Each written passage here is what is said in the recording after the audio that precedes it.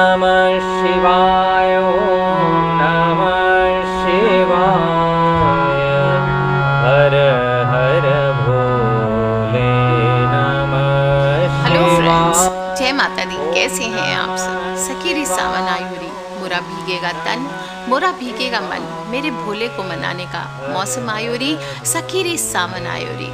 दोस्तों, शिव का मौसम है और शिव समा रहे मुझ में और मैं शून्य हो रहा हूँ। ऐसी फीलिंग हर किसी के साथ आ रही है और जैसे जैसे सावन बीत रहा है मन शिवमय हुआ जा रहा है। आसमान में बदरी छाई है, हर तरफ हरियाली है, मन मयूर नाच सा रहा है और ऐसा लगता है मानो प्रकृति ने एक नई अंगड़ाई ले ली है। सावन का पाक और पवित्र महीना, ज्ञानार्जन का महीना, सुख शांति का महीना और चारों तरफ झमाझम जो बारिशें हो रही है, ऐसा लग रहा है जैसे प्रकृति कुछ हमसे बोल रही है, फुसफुसा रही है, गुनगुना रही है, कभी गरज कर कभी बरस कर कुछ कहना चाहती है, कुछ सुनाना चाहती है। सावन एक ऐसा एहसास जिसे शब्दों में बयां करना बिल्कुल मुश्किल होता है और भारत जैसे विशाल देश में जहां कण कण में ईश्वर का वास बताया गया है, वहां सभी शिवालयों में बम बम हर हर महादेव आदि के नारे गूंजते सुनाई देते हैं। मानव जीवन में सुख शांति के लिए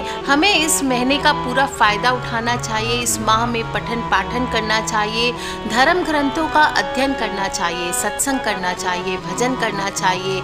ये सभी हमें आदि देव महादेव के और करीब लेकर के आते हैं। समस्त प्रकृति को खुद महादेव का ही रूप माना गया है और प्रकृति की पूजा के रूप में पूरे सावन भर हम भगवान शिव की पूजा करते हैं। हर तरफ दिवालियों में भगवान शिव का जल अभिषेक किया जाता है। इसके पीछे कथा है कि जब देवी सती ने अपने पिता महाराज दक्ष के घर में योग शक्ति से अपने शरीर का त्याग कर दिया था, तब वो शरीर त्यागने से पहले भगवान शिव को हर जन्म में अपने पति के रूप में पाने का संकल्प उन्होंने किया था।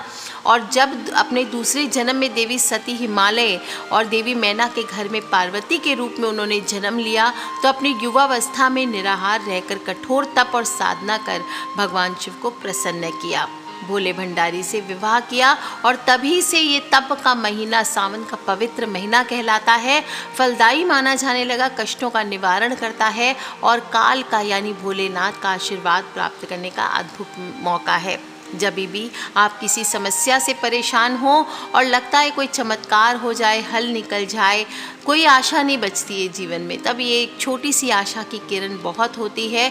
आपकी भी ज़िंदगी में जब सब दरवाजे बंद हो जाएं तो भगवान आपके लिए एक नया दरवाज़ा ज़रूर खोलते हैं और ऐसे में भोलेनाथ का उपाय वो दरवाज़ा है जिसे करके श्रावण के महीने में आप अपने सौभाग्य को चमका सकते हैं। महाशिवरात्रि आप सभी जानते हैं, लेकिन आपको बता दूं कि एक साल में 12 शिवरात्रि आती है, यानी हर महीने एक शिवरात्रि आती है और हम सब कोई फागुन माह की जो शिवरात्रि आती है उसे महाशिवरात्रि यानी और शिव जी और पार्वती माँ के विवाह के रूप के दिन में मनाते हैं। और साल में लेकिन आने वाली सभी शिवरात्रियाँ जो होती है वो महत्वपूर्ण होती है और इसके साथ ही कृष्ण पक्ष की जो चतुर्दशी आती है सावन माह की, ये अपने आप में बहुत चमत्कारी मानी जाती है।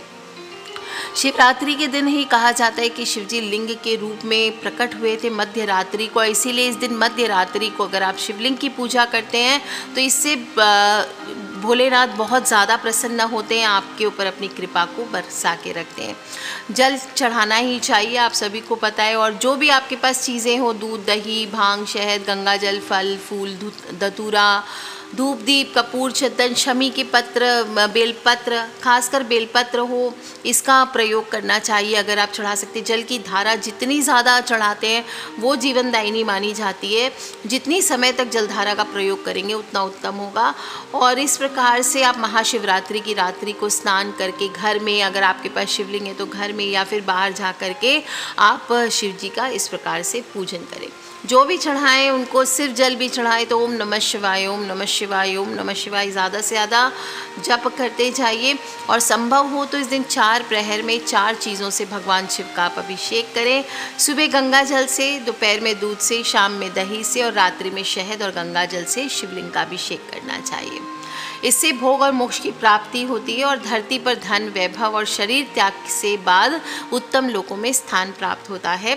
शिवरात्रि है, अहोरात्रि भी इसे कही जाती है, इसीलिए कहते हैं कि इस रात्रि में सोए नहीं तो सोने से भाग्य भी सो जाता है। इसलिए इस रात्रि में अभिषेक करने के बाद शिव पुराण की कथा का पाठ कीजिए, सुनना चाहिए, भजन कीर्तन करना चाहिए। इससे भी भाग्य जागृत होकर के उन्नति प्रदान करता है। इस दिन आपको कुछ खास काम करने चाहिए। महाशिवरात्रि के दिन शाम को प्रदोष काल में आपको मुख्य दरवाजे पर हल्दी से स्वस्तिक बनाना चाहिए और रात के समय घर के ईशान कोण में, यानी घर का जो north east corner of the house है, वहाँ पर उस कोने में बैठ करके आपको दीप जलाकर शिव जी के मंत्रों का जप करना चाहिए। इस उपाय को, छोटे से उपाय से ही काल सर्प तक के दोष, जो ग्रह दोष है आपके जीवन से, वो दूर होते, दुर्भाग्य दूर होता है और जो भी परेशान लोग हैं जीवन में, उन सभी के लिए ये उपाय लाभकारी माना गया है।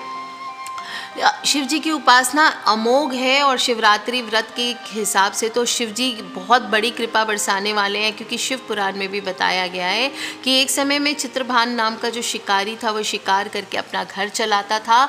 उसके ऊपर साहूकार का बहुत कर्ज चढ़ गया था, कर्ज नहीं चुका पा रहा था। इसी के चलते साहूकार उसको बंदी बना लेता है और उस दिन शिवरात्रि थी। वो दिन भर शिव जी का स्मरण किया, उपवास किया, पूरा दिन गुजर गया।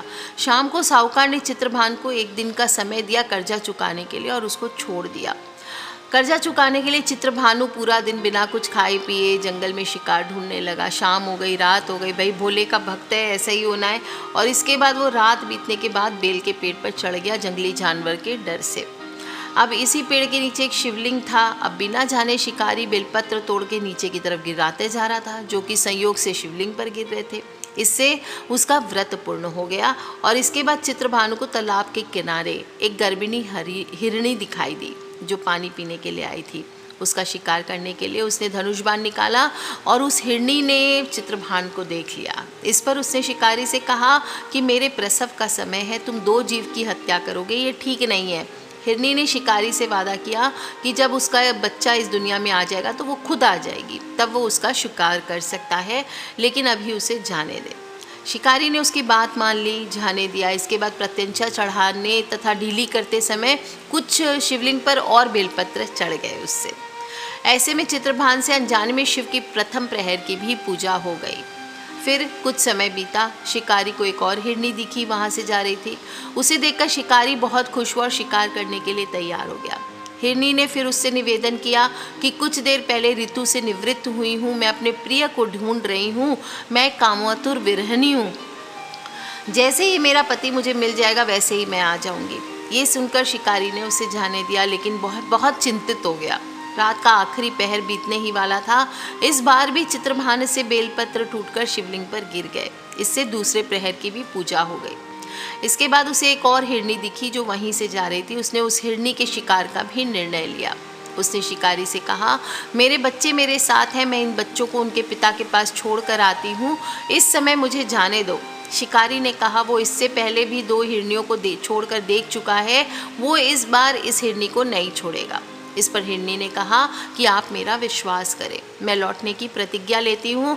इन सब में शिकारी की शिवरात्रि की पूजा हो चुकी थी, सुबह हो चुकी थी, उपवास भी पूर्ण हो गया। अब शिकारी को एक हिरण दिखा, उसने निश्चय किया कि उसका शिकार ज़रूर करेगा। इस बार भी चित्रभानु ने प्रत्यंचा चढ़ा ली। इस पर हिरण ने कहा कि अगर उससे पहले आई 3 हिरणियों और उनके बच्चों का शिकार उसने किया हो तो उसका भी शिकार कर ले, जिससे उसे उनके वियोग में दुखी ना होना पड़े। लेकिन अगर उन्हें जीवन दान दिया है तो मुझे भी छोड़ दो, जब वो सभी एक साथ मिल लेंगे तो वो भी उनके साथ में आ जाएगा। ये सुनकर शिकारी ने उस हिरण को रात भर का घटनाक्रम बताया। तब हिरण ने कहा कि वो तीनों हिरनियाँ उसी की पत्नी हैं। हिरण ने शिकारी से कहा कि जिस तरह से तीनों हिरनियाँ प्रतिज्ञाबद्ध होकर यहाँ से गई है, अगर उसकी मृत्यु हो जाती है तो धर्म का पालन नहीं कर पाएंगी। हिरण ने कहा कि जिस तरह उसने विश्वास कर हिरनियों को जाने दिया, उसी तरह मुझे भी जाने दो। वह जल्दी ही पूरे परिवार के साथ शिकारी के सामने हाजिर हो जाएगा।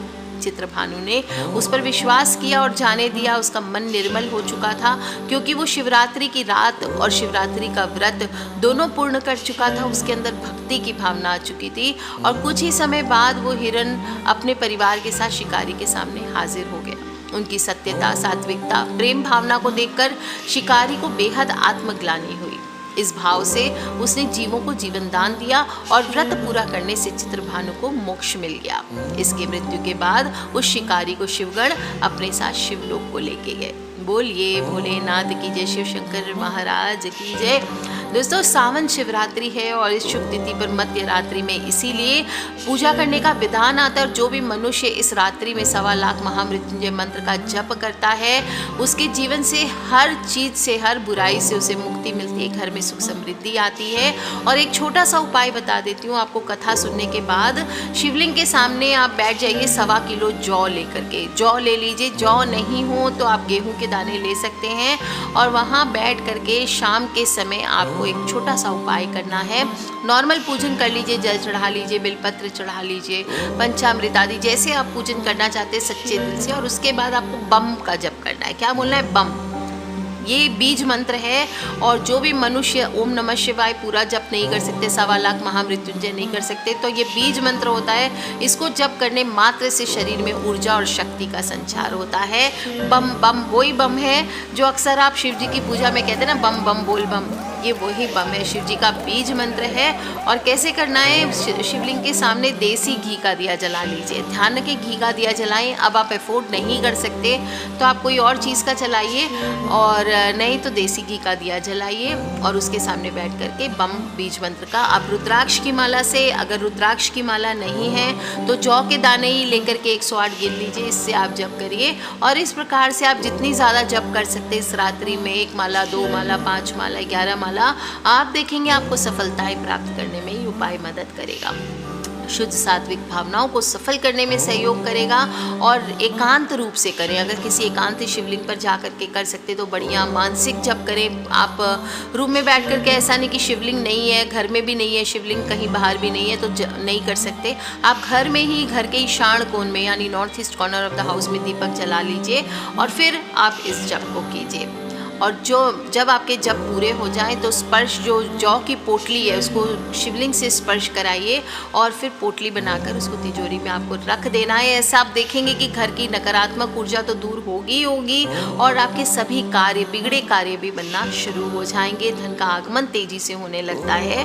और शरीर में भी जो अगर बीमारियां हैं तो ये सूक्ष्म शरीर और जो हमारा स्थूल शरीर है, दोनों पर बहुत फ़ायदा करता है। हर तरह की बीमारी, जोड़ों का दर्द, वमन, कफ, डायबिटीज़ आदि सभी में ये दूर करता है। और साथ ही ये हमारे मन को भी पवित्र करता है। आप चाहे तो रिम बीज का भी, आप माया बीज है रिम, और हरोम ये प्रसाद बीज है, शिव जी का बीज माना गया है। आप चाहे तो इन दोनों मंत्रों का भी जप कर सकते हैं।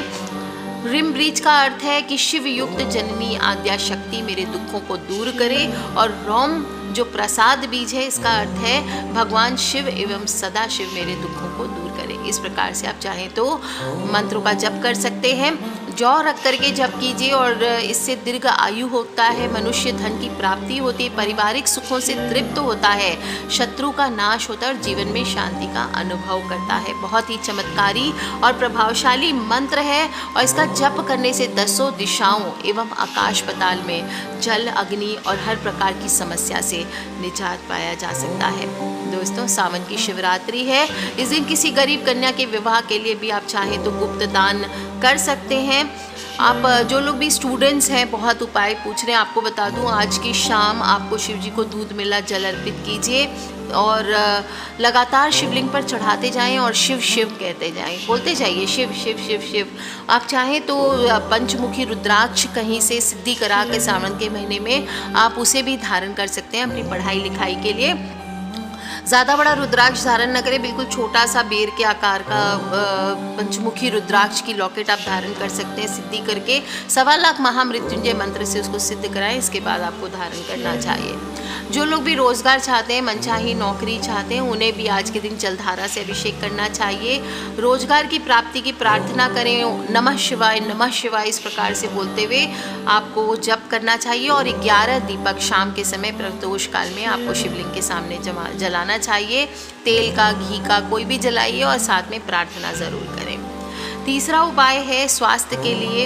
एक तो बम का जप कीजिए, शिव जी को इत्र अर्पित कीजिए और हर हर महादेव नमः शिवाय इसका यथाशक्ति जप कीजिए।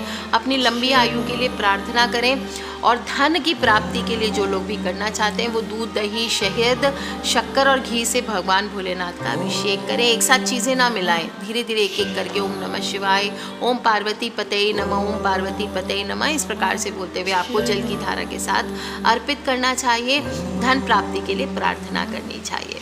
लास्ट बता देती हूँ, जो लोग भी अच्छा अभी लास्ट नहीं, धन एक तो संतान प्राप्ति और एक विवाह के लिए। तो पहले विवाह का बता देती हूँ। विवाह के लिए आप पीले वस्त्र धारण कर लीजिए प्रदोष काल में और शिवलिंग पर 108 बेलपत्र अर्पित करें। 108 बेलपत्र आप चाहे तो चांदी के या नॉर्मल बेलपत्र अर्पित कर सकते हैं और शीघ्र विवाह की प्रार्थना कीजिए। और जो भी बेलपत्र आप चढ़ाएंगे उसे एक पोटली बना करके आपको अपने कोई भी पर्सनल स्थान पे रख लेना है और फिर बाद में जब आपका विवाह हो जाए तो उसे विसर्जित कर देना है या किसी बड़े शिवलिंग पर चढ़ा के आ जाना है। संतान प्राप्ति के लिए एक साथ प्रयोग करें। शिवलिंग पर शुद्ध घी पति पत्नी को मिलकर अर्पित करना चाहिए और एक साथ शिवलिंग पर जल की धारा अर्पित करें पति पत्नी और शिव शिव कहते जाइए। इसके बाद शिवलिंग पर गुलाब की पंखुड़ियाँ अर्पित कीजिए। बहुत ही छोटा सा उपाय बताया है मैंने, छोटे छोटे उपाय बताए। जौ का उपाय है 1.25 किलो जौ का, वो कीजिए आप। और कुछ नहीं तो सिर्फ बैठ करके अपने स्थान पर बम बम बम बम बम बम बम बम इस प्रकार से जप कीजिए दोस्तों। और फिर देखिए आपके जीवन की सभी कठिनाइयाँ कैसे दूर होती है। सावन माह की शिवरात्रि है, साल की सबसे दूसरी बड़ी शिवरात्रि, महाशिवरात्रि मानी जाती है, इसलिए ज़रूर करें ये उपाय दोस्तों। खिलखिलाते रहे, मुस्कुराते रहे और अपने फ्रेंड्स, फैमिली, मम्मी पापा, भाई बहन, बच्चे सभी लोगों से इसे शेयर ज़रूर कर ले। बहुत ही प्यारा सा उपाय है। कथा भी मैंने सुनाई है तो आप भी कम से कम कुछ करें ना करें, कथा जो मैंने सुनाई है वो सभी से आप शेयर कर सकते हैं, इससे भी पुण्य फलों की प्राप्ति होती है। कर लीजिए ये उपाय, खिलखिलाते रहे, मुस्कुराते रहे। ठीक है फ्रेंड्स, लव यू ऑल। जय माता दी, बम बम भोलेनाथ की। ओम नमः शिवाय, ओम नमः शिवाय, ओम नमः शिवाय, ओम नमः शिवाय, ओम नमः शिवाय।